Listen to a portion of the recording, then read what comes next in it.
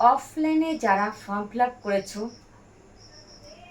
তারা অনলাইনে status check করলেও কোনো কিছু পাবে না।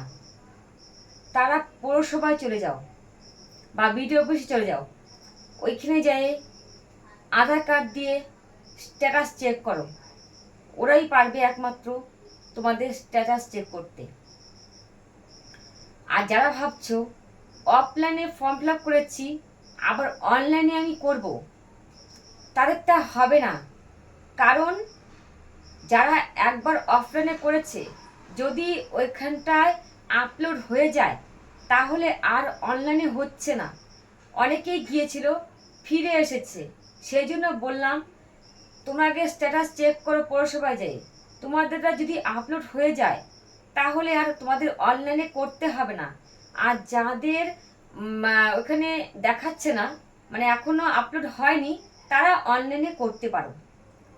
জয় ভারত। ভিডিওটা ভালো লাগলে লাইক করো, সাবস্ক্রাইব করো, শেয়ার করো।